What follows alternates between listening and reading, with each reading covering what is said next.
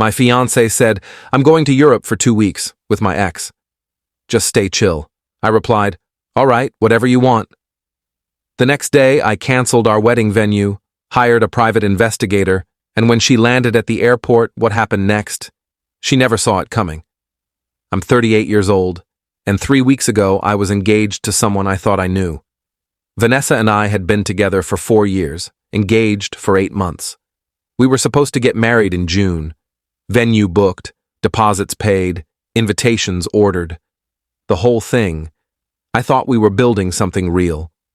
2 Thursdays ago, Vanessa came home from work around 6 p.m. and sat down across from me at the kitchen table. She had this weird energy, nervous but also defiant, like she'd already made up her mind about something and was just going through the motions of telling me.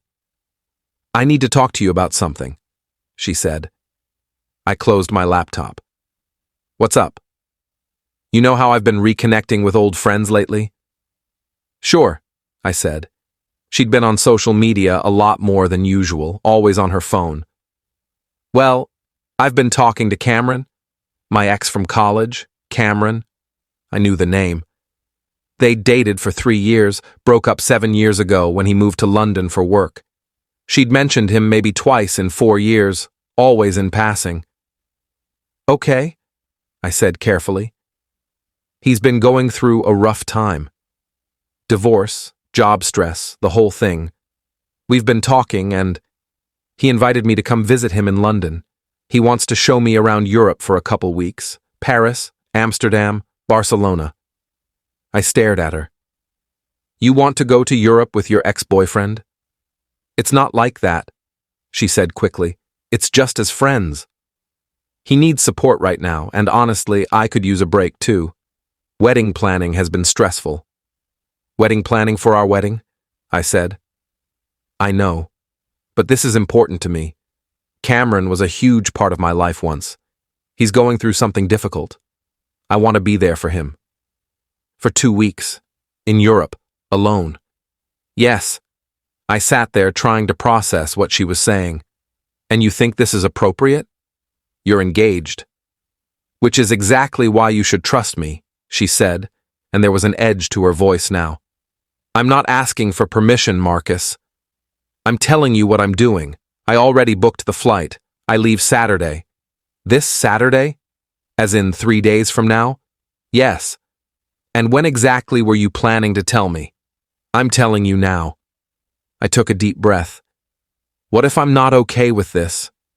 She looked at me like I was being unreasonable. "Then you're going to have to deal with that."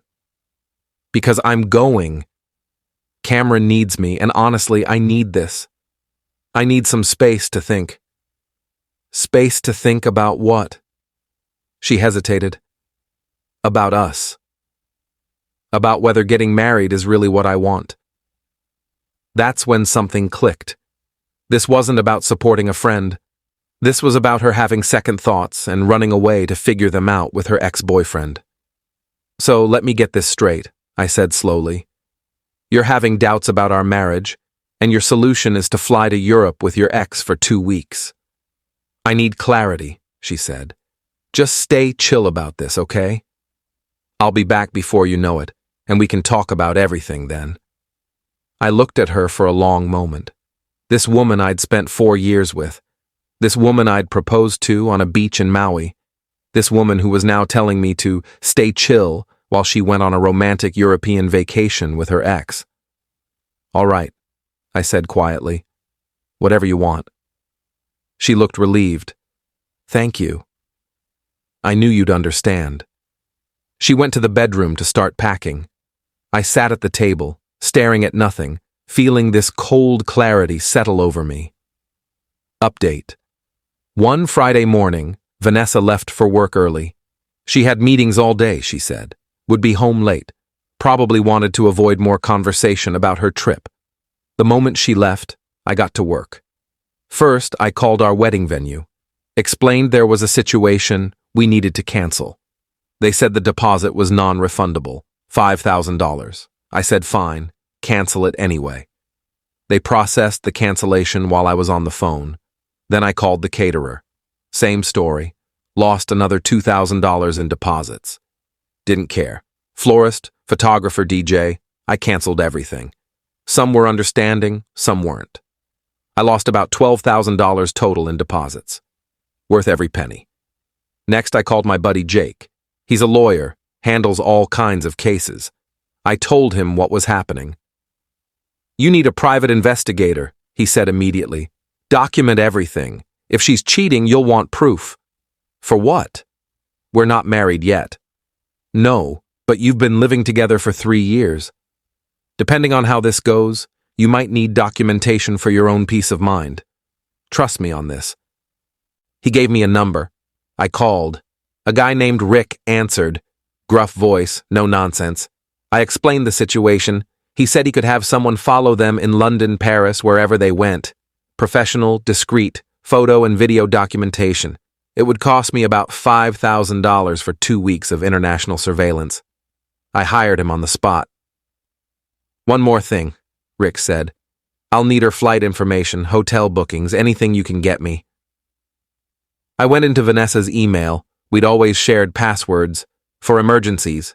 Found her flight confirmation. London Heathrow, arriving Sunday morning. Return flight 2 weeks later. I also found hotel reservations. Not hotels, plural. Hotel, singular. 1 room in London, 1 room in Paris, 1 room in Barcelona, all booked under both their names. I forwarded everything to Rick. Then I went to the bank and moved half our joint savings into a new account in my name only. We had about $40,000 saved up. I took $20,000.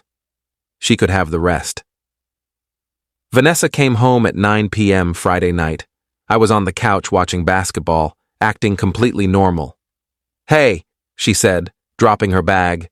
How was your day? Fine. You? Busy. I'm exhausted. She sat down next to me.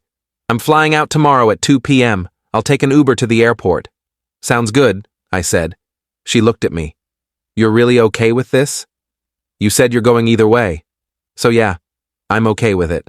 She smiled and kissed my cheek. Thank you for being so understanding. This is why I love you. I didn't say anything.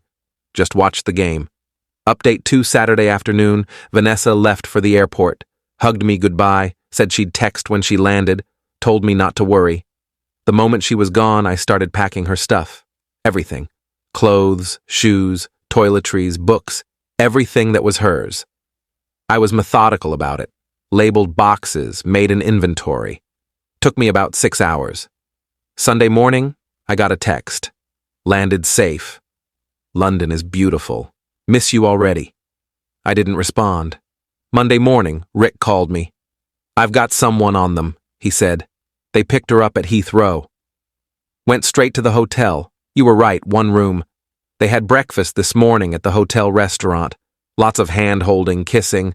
I've got photos. Send them, I said. He emailed me a dozen photos. Vanessa and Cameron holding hands across a table, Cameron's arm around her shoulder, them kissing on a street corner in front of some tourist attraction. In every photo, she looked happy. Genuinely, radiantly happy. I felt nothing, just cold, calm clarity. Keep documenting everything, I told Rick. I want a complete record. Tuesday, Vanessa called me via WhatsApp. Hey, how are you? She sounded cheerful, energetic. Fine. How's London? Amazing. Cameron's been showing me all these incredible places. We went to the British Museum today. Tomorrow we're going to Bath. Sounds great. You're being so cool about this. I really appreciate it. No problem. I'll call you again soon. Love you. Yeah, I said. Talk later. She didn't seem to notice I didn't say it back. Wednesday, Rick sent more photos. Vanessa and Cameron in Bath, walking along the Roman baths, her head on his shoulder. Thursday, they took the train to Paris. Photos of them at the Eiffel Tower, kissing in front of it like tourists. Friday, more photos. A cafe, the Louvre, walking along the Seine at sunset. Every day, Vanessa texted me something casual. Paris is gorgeous. The food here is incredible. Wish you could see this. I didn't respond to most of them. My best friend Mike came over Friday night. I showed him the photos Rick had sent. Jesus, he said. She's not even trying to hide it. Why would she? She thinks I'm sitting at home staying chill like an idiot. What are you going to do? Wait, I said. Let her have her fun. Let her think she got away with it. Then, when she comes home. Then what? Then she gets a surprise. Update 3. Vanessa's return flight was scheduled for Sunday afternoon, landing at 4 p.m. Saturday night, I finalized everything. I'd rented a small storage unit and moved all of Vanessa's stuff there, paid for 3 months up front, left the unit key with the facility manager. I'd changed the locks on our apartment, called a locksmith, had it done Friday. I'd drafted an email to everyone we'd invited to the wedding, about 150 people. The email explained that the wedding was canceled due to unforeseen circumstances and thanked everyone for their understanding. I scheduled it to send Sunday at 5 p.m. I'd also created a shared photo album, just 30 photos from Rick's surveillance, the clearest ones, the most damning ones. Vanessa and Cameron kissing, holding hands, looking at each other like they were in love. I titled the album Vanessa's European Adventure and made it visible to only her family and close friends, scheduled to share at 5 p.m. Sunday. Sunday at 3 p.m., I drove to the airport, parked in the arrivals area. Vanessa had texted me her flight was on time. At 4:17 p.m., I saw her come through the international arrivals gate, pulling her suitcase, looking tan and relaxed. She saw me and waved, smiling. She walked over. "Hey, I missed you." She tried to hug me. I stepped back. "Get in the car," I said. Her smile faltered. "What's wrong?" "Just get in." We walked to the car in silence. She kept glancing at me, confused. I loaded her suitcase in the trunk, and we both got in. "Marcus, what's going on?" I pulled out my phone and handed it to her. On the screen was one of the photos. Her and Cameron kissing at the Eiffel Tower. Her face went white. "Where did you get this?" "I hired a private investigator. I have about 200 photos and hours of video from your entire trip. Every kiss, every time you held his hand, every night you spent in the same hotel room." "Marcus, I can explain." "I don't want an explanation. I want you to listen. The wedding is canceled. I called the venue, the caterer, everyone, lost 12 grand in deposits. Don't care. Our apartment, I changed the locks. Your stuff is in a storage unit on Riverside Drive. Here's the key." I handed her a small key. "It's paid up for 3 months. After that, it's your problem. You can't just kick me out. I live there." "You don't anymore. The lease is in my name. You're not on it. You have no legal right to be there." "This is insane. You're insane." "Also," I continued, ignoring her, "in about 30 minutes, everyone invited to our wedding is getting an email explaining that it's canceled. And everyone in your family and friend group is getting access to a photo album documenting your European affair. So you might want to turn off your phone for a while." She stared at me in horror. "You wouldn't. It's already scheduled. Can't stop it now even if I wanted to. Marcus, please, get out of my car." "What?" "Get out. Now. Or I'm driving to the nearest police station and reporting you for trespassing." She started crying. "Please, can we just talk about this?" I made a mistake. I was confused. "I love you." "You love Cameron," I said flatly. "You made that pretty clear. Now get out." She grabbed her suitcase from the trunk, still crying, and stood on the curb as I drove away. In my rearview mirror, I saw her on her phone, probably calling Cameron, probably calling her mom. I didn't care. Update 4:06 p.m. My phone was blowing up. Texts from Vanessa's friends, her sister, her mom. Some angry, some confused, some actually supportive. Vanessa's mom. "How could you humiliate her like this?" "She made a mistake. You're cruel." Vanessa's sister. "I just saw the photos. I'm so sorry, she's a mess. We had no idea." Vanessa's friend Amy. "You're handling this all wrong. You should have talked to her first." My brother. "Saw the email. Good for you, man. She didn't deserve you. I turned my phone off. Monday morning, Vanessa was waiting outside my apartment building. She looked terrible. Red eyes, rumpled clothes, like she hadn't slept. "I need to talk to you," she said when I came out. "There's nothing to talk about." "Please, just 5 minutes." I stopped. "You have 3 minutes." "I'm sorry. I'm so sorry. Cameron and it wasn't supposed to happen. We were just reconnecting and things got out of hand. I never meant to hurt you." "But you did. You went to Europe with your ex, slept with him for 2 weeks, and expected me to stay chill about it. That's not a mistake, Vanessa. That's a choice." "I know, but I love you. I want to work this out." "What about Cameron?" She looked down. "That's over. He told me yesterday he's not interested in anything serious. He just wanted a fling." I actually laughed. "So you only want me back because he rejected you?" "That's not—" "Your 3 minutes are up." I walked past her to my car. She called after me, "I'm not giving up on us." I drove away without looking back.